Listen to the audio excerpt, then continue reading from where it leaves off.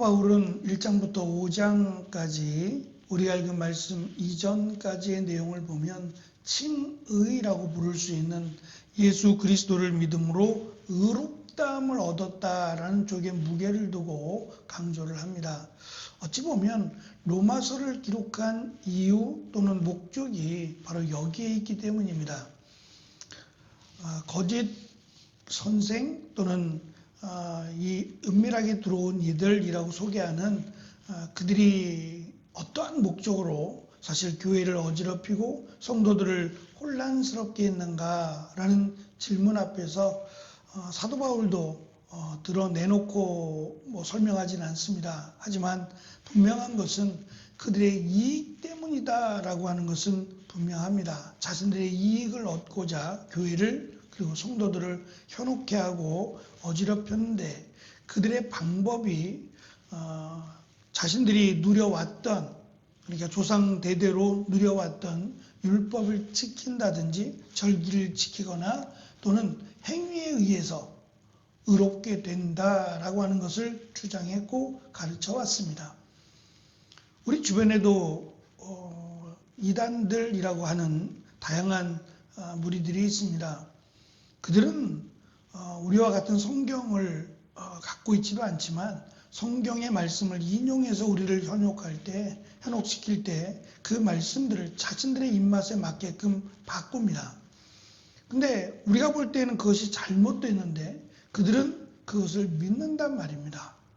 그러니까 믿음의 길에 들어서면 이것을 돌이키는 것은 매우 어렵다라는 것을 우리는 압니다. 그래서 이단에 빠졌다가 돌아오는 경우가 쉽지 않다라는 것을 우리가 느끼고 있습니다. 바른 말씀, 제대로 된 말씀을 가르쳐야 할 사명을 받은 사도 바울은 이 부분에 있어서 로마서에서 분명하고 확실하게 어떻게 해야 의롭게 되느냐에 대한 부분을 강조합니다. 그것이 1장부터 4장이고 이렇게 예수 그리스도를 믿음으로 의롭게 된 그리스도인이라면 마땅히 행해야 될 또는 마땅히 감당해야 될 사명이라는 것이 있다라는 것을 강조합니다. 특별히 하나님의 자녀가 되고 그리스도인이 되면 우리의 삶에 변화와 확신이 있어야 된다라는 것을 로마서에서 강조합니다. 그 확신과 변화라고 하는 것은 오늘 우리가 읽은 1절부터 5절에 세 가지를 강조합니다. 하나는 우리가 예수 그리스도를 믿음으로 의롭게 되면 하나님과 우리와의 관계가 아버지와 아들과의 관계가 되는데 이제 그 부분을 하나님과 우리가 화평 또는 평강의 관계가 된다라고 설명합니다. 이러한 단어를 의도적으로 사용한 것은 당시 로마가 특별히 황제가 수시로 연설을 할 때가 되면 손을 들고 대중 앞에서 멀리 흰 옷을 입고 마치 신의 아들과 같은 그런 모습으로 평강을 주는 자 또는 평화를 주는 자라고 자신을 소개합니다. 전쟁을 통해서 더 이상의 시끄러움과 분열을 종식시키는 존재라고 하는 이미지를 안겨주기 위함이죠. 그래서 자신이 평화의 아들 또는 평화라고 자신을 소개합니다. 그러한 황제의 특별한 단어 또는 황제가 강조하는 그 평화라고 하는 단어를 의도적으로 사용해서 하나님과 우리 사이가 원수였는데 예수 그리스도를 믿음으로 그리스도인이 됨으로 이제 하나님과 우리의 관계가 평화의 관계, 평강의 관계가 되었음을 강조하고 있습니다. 이것은 단순히 주관적인 어떠한 느낌이 아니라 죄로 인해 원수가 되었던 하나님과 우리와의 관계가 그리스도 안에서 회복된 객관적이고 언약적인 평화라는 것을 강조합니다. 그래서 이제는 우리가 하나님께 직접 나아갈 수 있을 뿐만 아니라 의롭게 되었기 때문에 이제는 하나님의 은혜의 영역 안에 들어왔다는 겁니다. 더 이상 의롭다라고 하는 그 부분에 대해서는 우리가 고민하지 않아도 되는 예수 그리스도를 믿음으로 예수님의 대속과 부활을 믿음으로 칭의라고 하는 의롭게 되었으니 이제는 여기에 합당한 삶을 살기 위해서 노력해야 한다라고 하는 것을 주장합니다. 두 번째 사실은 이 내용을 더 강조하기 위함인데 예수 그리스도를 믿으면 그리스도인이 되면 자연스럽게 거기에 부와 명예가 따라오는 게 아니라 오히려 환난이라고 하는 고난이라고 하는 것이 따라온다는 겁니다. 사도 바울이 피부로 느끼고 있고 예수님도 고난받아 죽임을 당했을 뿐만 아니라 그리스도인도 오직 예수 그리스도를 믿음으로만 의롭게 된다라고 하는 것을 세상이 인정하고 싶지 않다는 겁니다. 자신들의 수고와 노력, 그에 합당한 것을 누리고 싶어하는 것이 인간의 본능인 것 같습니다. 그래서 행위가 나쁘다는 게 아니라 인간의 행위를 통해서 의롭게 되고 또 구원을 받는다라고 하는 그 주장을 놓치고 싶지 않은 겁니다. 그래서 예수 그리스도를 믿음으로 구원받는다라고 하는 그리스도인이 되면 환난을 당한다는 겁니다. 이미 환난을 당했고 쫓겨난 바 있습니다. 먼저는 유대인들이 이방인들이 쫓겨났다가 돌아왔고 또 유대인 기독교인들도 쫓겨났다가 돌아왔습니다. 그러면서 이제 서로 기득권 싸움을 지금 하고 있는 겁니다. 누가 먼저냐, 누가 여기에 주인이냐라고 하는 기득권 싸움을 하고 있는 이러한 모습들 속에서 고난이란 환난이란 이들에게는 너무 피부로 와닿는 느끼고 있는 그런 부분입니다. 그런데 여기서 우리가 좀 눈여겨봐야 될 부분은 이 환난은 인내는 연단을, 연단은 소망을 낳는다라고 소개한 부분입니다. 이어진다라고 설명할 수도 있고 다양한 수식어를 통해서 환난 다음에는 인내가 있고 인내 다음에는 얼마든지 설명할 수 있습니다. 그런데 굳이 낳는다라고 하는 이 설명을 하고 있는 것은 끊을래야 끊을 수 없는 겁니다. 마치 이 단어가 출산에 관련된 단어입니다. 아이를 갖게 되면 출산을 해야 되지 않습니까? 그건 당연한 일이죠. 그것처럼 환난이 들어서면 이 환난은 반드시 인내를 낳아야 되는 건데 문제는 이 출산과 관련된 낳는다라고 하는 단어는 이미 남자들은 잘 피부로 와닿지 않을 수 있습니다만 여자들은 이 출산의 고통이라고 하는 것이 지금도 마찬가지긴 하지만 과거에는 어떠한 진통제 같은 것이 전혀 없습니다. 그래서 이 출산의 고통을 견디지 못해서 기절을 하거나 또 여러 가지 이 후유증들이 있어 왔어요. 그만큼 고통스럽고 그만큼 아프다는 겁니다. 이 환난이라고 하는 것이 여기서 끝나지 않고 환난이 인내를 낳아야 되는데 그 과정 자체가 고통스럽다는 겁니다. 환난도 고통스럽지만 환난을 통해서 우리가 견디고 이겨나가는 이 믿음 자체가 마치 출산하는 여인의 고통처럼 고통스럽고 힘들다는 겁니다. 그래서 의도적으로 낳다라고 하는 단어가 반복되어 사용합니다. 끊을래야 끊을 수 없다는 겁니다.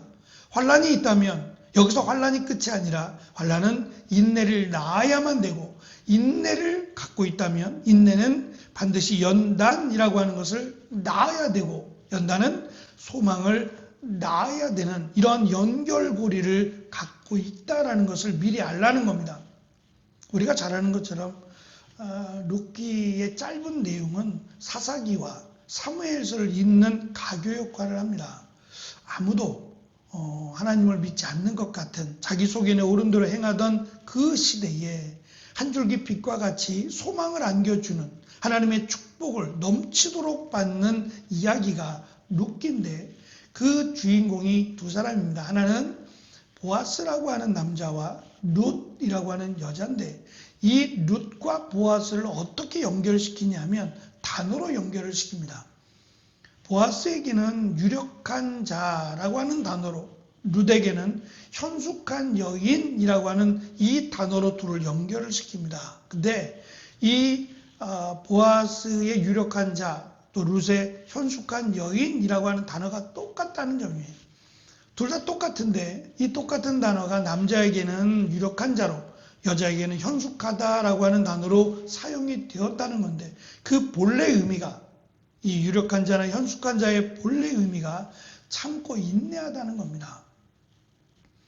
지금 기근이라는 것 때문에 베들레헴을 떠나서 모압이라고 하는 곳으로 갑니다. 타당한 이유라는 것처럼 기근은 하나님이 힘이 없어서 하나님의 능력이 없어서 하나님이 우리를 심판해서 우리를 떠났기에 생긴 현상으로 보니까 그러니 마땅히 떠나도 되지라고 하는 변명의 이유가 됩니다. 하지만 그럼에도 불구하고 남아있던 보아스는 유력한 자가 됩니다. 지금 그 룻과 엘리멜렉 가정만 기근이 아니라 베들레헴 전체가 가정이에요. 베들레헴을 비롯한 이스라엘 전체가 기근일 수 있어요. 이 기근이라는 단어는 결국 하나님을 떠난 자들에게 허락하신 심판이기 때문에 이스라엘 전체가 하나님의 심판 앞에 놓여 있다가 됩니다. 그러면 심판을 피하는 게 답이 아니라 이 심판 속에서 하나님을 찾고 하나님의 은혜를 기다리며 믿음 가운데 살아가는 것이 정답입니다. 그런데 그것을 버리고 떠난 그들에게 하나님이 함께하지 않습니다. 그리고 끝까지 인내하며 남았던 보아스에게 그리고 인내하며 하나님의 뜻을 따랐던 룻에게 하나님이 축복을 주시는데 자녀에 대한 복 그리고 장수에 대한 복을 그들을 통해서 보여주신다는 내용이 룻기입니다.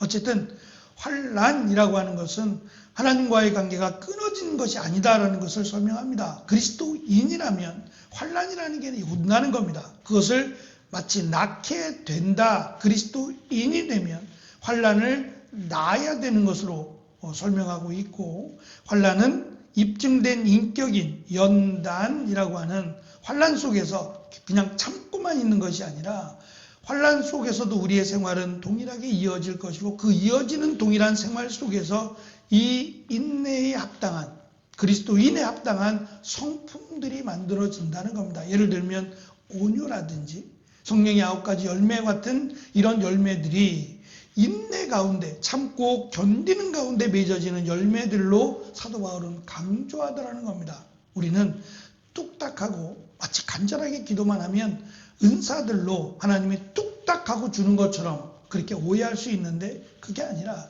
사도 바울은 이 열매들이 환난 그리고 인내의 과정들을 통해서 맺어지는 열매로 설명하고 있다는 점이 특별합니다. 그리고 그 마지막이 소망입니다. 그런데 이 소망은 하나님의 나라가 우리에게 있다라고 하는 확신과 연결이 되어 있습니다. 확신이 없다면 소망은 무의미합니다. 막연한 기대가 되고 마니까 우리에게는 하나님의 나라가 기다리고 있고 예수님을 만날 것이다 라고 하는 확신이 이 소망으로 이어져야만 합니다.